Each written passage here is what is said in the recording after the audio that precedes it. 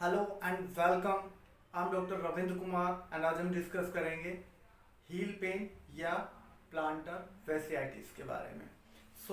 बहुत ही कॉमनली आपने देखा होगा लोगों को सुबह जब वो सो के उठते हैं तो बहुत ज़्यादा पेन होता है, चलने में प्रॉब्लम होता है, उनकी कंप्लेंट होती है कि उनको एडी में बहुत ज़्यादा दर्द होता है। जब भी वो सो के उठते हैं सुबह में या अगर दिन में भी सोएं तभी भी उनको बहुत ज़्यादा पेन हाई पे रहता है। और जैसे वो सो के उठने के बाद में कुछ कदम चल लेते हैं, सपोज कीजिए वो 5 मिनट या 3 मिनट वॉक कर लेते हैं, उसके बाद पेन पूरी तरह से नहीं बट वो पेन थोड़ा कम हो जाता है, जिसकी वजह से वो थोड़ा सा कंफर्टेबल होके चल लेते हैं। इसी कंडीशन को हम प्लांटर फेसियाइटिस कहते हैं। यानी कि प्लांटर फेसिया मतलब कि जो हमारा प्लांटर जो एरिया है उसमें जो फेसिया है उसमें इन्फ्लामेशन आ जाना। अगर मैं आपसे बात करूं कि ये मेरा फुट है और फुट के नीचे आप जिसको सोल बोलते हैं, नीचे सोल में है ना, तो प्लांटर एरिया में एक फेसिया गया होता है, एक सॉफ्ट एक स्ट्रक्चर गया होता है, उसको हम लोग फेसिया कहते हैं। वो स्टार्ट होता है एडी से और आगे पैर के अंगूठे तक वो होता है। उस फेसिया पे बार बार प्रेशर पड़ने की वजह से इक्वली वेट अगर आपका डिस्ट्रीब्यूट होता है तो वो प्रॉब्लम नहीं करता है। बट अगर आपका वेट इक्वली डिस्ट्रीब्यूट नहीं हो रहा है, आपका जो है पैर टेढ़ा पड़ता है या एक पर्टिकुलर एरिया के ऊपर आपका वजन आ रहा है, तो ऐसी कंडीशन में क्या होगा, आपको पेन फील होगा एक पर्टिकुलर एरिया के ऊपर।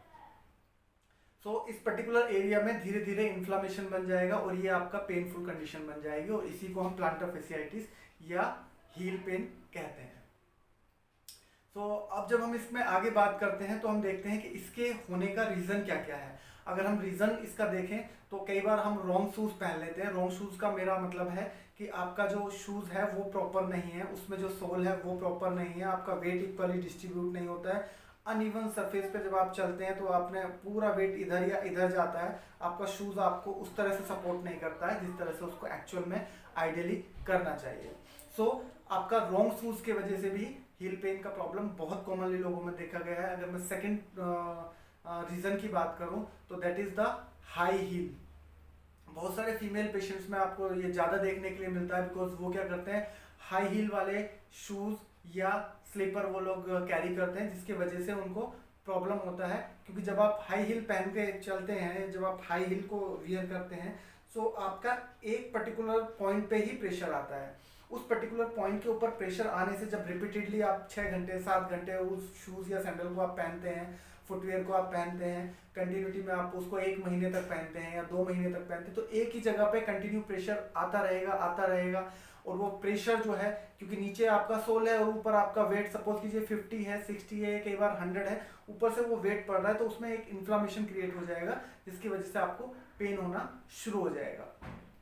नंबर 3 अगर हम रीजन की बात करें तो ओवरवेट जो है वो एक बहुत कॉमन रीजन है। बहुत सारे लोगों का वजन बहुत ज्यादा होता है और उसकी वजह से उनका क्या होता है, वो सारा वजन जो है वो जब डाल के चलते हैं या ओवर वजन होने की वजह से फेशिया के ऊपर बहुत ज्यादा एबनॉर्मल प्रेशर पड़ता है, जिसकी वजह से भी उनको एडी में दर्द हो जाता है। इसके अलावा हम बात करें, बहुत सारे लोगों में शुगर का भी बढ़ना भी एक रीजन माना जाता है। या फिर हम नंबर 5 की बात करें तो कई बार लोगों का यूरिक एसिड भी बढ़ा होता है। जब हम इसके डायग्नोसिस की बात करते हैं तो इसका एक स्पेशल टेस्ट होते हैं। जब भी आप किसी क्लिनिक में जाएंगे तो डॉक्टर, चाहे वो फिजियोथेरेपी क्लिनिक है या आप कहीं भी किसी भी डॉक्टर के पास जाएंगे, तो वो आपको फिजिकली एग्जामिन करेंगे और वो देखेंगे कि आपके फेसिया में किस जगह पे वो टेंडन है, वो टेंडरनेस है, और वो टेंडरनेस का पॉइंट वो फेसिया वाला है कि नहीं, उससे वो एग्जामिन करेंगे। प्लस इसके और भी कई टेस्ट होते हैं जिनको हम चेक करके पता लगा सकते हैं this is the this problem is related to your fascia and its plantar fasciitis। इसके अलावा हम एक्सरे भी कर सकते हैं या फिर हम एमआरआई भी करके देख सकते हैं अगर हम फर्दर इसमें कुछ और इन्वेस्टिगेशन करना चाहते हैं। ये हमारा हो गया डायग्नोसिस। अब जब हम बात करते हैं, डायग्नोसिस हो गया, हमारा एग्जामिनेशन हो गया, तो इसके बाद हम बात करेंगे ट्रीटमेंट की। जब हम ट्रीटमेंट की बात करेंगे इसमें, तो आपको ट्रीटमेंट में देखना पड़ेगा कि जो आपका बहुत सारे लोग ओवर यूज करते हैं, या मैंने जैसे बताया कि बहुत सारे लोग बहुत ज़्यादा ओवर एक्टिविटी करते हैं, उनका वॉकिंग बहुत ज़्यादा है, रनिंग बहुत ज़्यादा है, वो बहुत ज़्यादा एक्सरसाइज भी करते हैं। तो ऐसे लोगों को मैं बताना चाहूँगा, जो लोग बहुत ज़्यादा एक्सरसाइज करते हैं उनको साइकिलिंग या स्विमिंग की तरफ मूव होना चाहिए, because it will not aggravate your pain in the heel and आपको एक फिटनेस भी मिल जाएगी और साथ के साथ आपको एक जो है आपका सोल्यूशन मिलेगा हील पेन के लिए। ऐसे पेशेंट जिनका शुगर बढ़ा हुआ है उनको अपना शुगर को एक बार चेक कराना चाहिए, और अगर वो बढ़ा हुआ है तो उसको कंट्रोल करने के लिए मेडिसिन लेना चाहिए। आपको यूरिक एसिड भी एक बार देखना चाहिए, अगर ऐसी कंडीशन में आपको यूरिक एसिड बढ़ा हुआ है तो आपको वो भी कंट्रोल करना चाहिए। इसके अलावा भी अगर हम बात करें तो आपको एक गुड शूज होना बहुत जरूरी है, जो कि आपको सपोर्ट करे और आपका वेट जो है वो इक्वली डिस्ट्रीब्यूट हो, जिससे वो एक पर्टिकुलर पॉइंट के ऊपर सारा वजन ना पड़े, जो कि इन्फ्लामेशन क्रिएट करता है बाद में। सो आपको एक अच्छा कंफर्टेबल शूज भी बहुत इंपॉर्टेंट है हील पेन में, जो कि आपको खरीदना ही चाहिए। इसके अलावा प्रिवेंशन के लिए आपको उस जगह का, अगर आपको हील पेन हो गया है तो उसको अवॉइड करने के लिए आप बहुत कॉमनली अगर देखें तो सिलिकॉन जेल पैड आते हैं, उनको आप शूज में डाल के वो पहन सकते हैं। वो उस पर्टिकुलर एरिया पे जो प्रेशर आ रहा है, उस पर्टिकुलर पॉइंट के ऊपर जो प्रेशर आ रहा है वो उसको सपोर्ट कर देता है। और जो सिलिकॉन जेल जो पैड होते हैं वो बहुत ही सॉफ्ट और बहुत ही ज़्यादा टाइप ऑफ फ्रेजाइल होते हैं, जैसे जेल बॉल होती है उस तरह का वो मटेरियल होता है, and definitely it will support your heel. इसके अलावा जब हम बात करते हैं तो ये सारे ट्रीटमेंट के आपके सारे पॉइंट हैं, और कैसे आप अपने प्लांटर फैसियाइटिस में अपने फेसिया को या अपने लिगामेंट को हील कर सकते हैं, ये मैंने उसके बारे में बताया। इसमें मैंने अब तक आपको इसके रीज़न बताया, आपका डायग्नोसिस बताया, ट्रीटमेंट बताया, कैसे आप इसको आइडेंटिफाई कर सकते हैं। अब मैं इसके बारे में आपको बहुत कॉमनली जो बेस्ट 3 एक्सरसाइजेज में आपको एक्सप्लेन करूंगा, और उससे आपको आपका जो प्रॉब्लम है हील पेन का वो हमेशा के लिए चला जाएगा। सो आइए मैं आपको एक्सप्लेन करता हूँ बेस्ट 3 एक्सरसाइजेज फॉर प्लांटर फैसियाइटिस।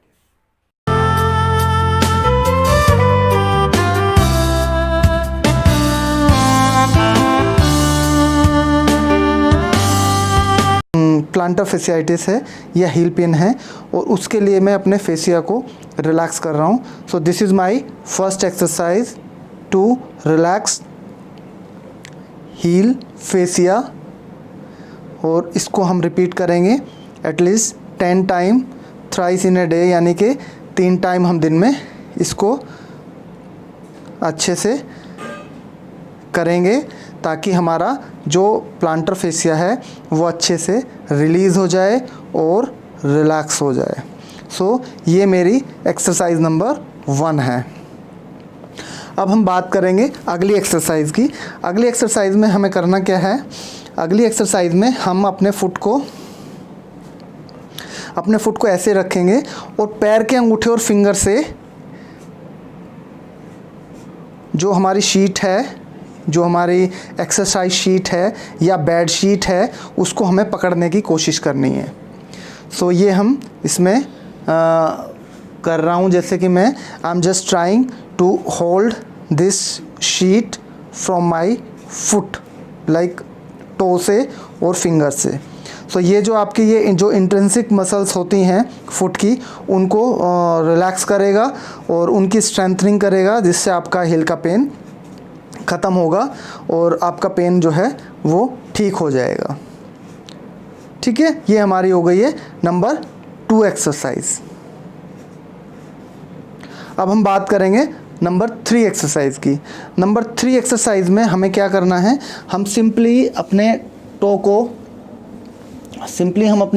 को स्ट्रेच करेंगे ऐसे, और ये हमारा जो फेसिया है और जो इंट्रिंसिक मसल्स हैं, ये हमारा फेसिया स्ट्रेच होगा इससे, जिससे कि वो, इसको बोलते हैं हम अपना प्लांटर फेसिया स्ट्रेचिंग एक्सरसाइज। ये, या हम इसमें क्या कर सकते हैं, टो के नीचे बॉल भी रख के हम खड़े हो सकते हैं, जो कि हमारा सेम स्ट्रेच को मेंटेन करेगा जो कि हम चाहते हैं। हम इससे भी कर सकते हैं, या इसकी जगह कोई और भी ऑब्जेक्ट रख सकते हैं, या फिर हम मैनुअली थ्रू आवर हैंड भी इसको हम स्ट्रेच कर सकते हैं। जब हम यहाँ से स्ट्रेच करेंगे तो ये हमारा पूरा फेसिया हमारा यहाँ से स्टार्ट होता है और ये ऐसे जाता है। जब हम इसको स्ट्रेच करेंगे तो ये पूरा फेसिया यहाँ से यहाँ तक स्ट्रेच होगा। सो अभी मैंने बॉल लगाया हुआ है, तो ये हमारा अभी फेसिया हमारा स्ट्रेच हो रहा है। सो मैं बहुत ही फास्ट तीनों एक्सरसाइज एक बार रिपीट कर देता हूँ। This is first, this is stretching, sorry this is second intrinsic muscles के लिए, this is stretching planter fascia stretching exercise, this is the third one. Okay so मैंने आपको सारी बताई, जो बेस्ट 3 एक्सरसाइजेज हैं वो मैंने आपको एक्सप्लेन किए हैं। अब मैं आपको एक पेशेंट का रिव्यू और दिखाना चाहूँगा।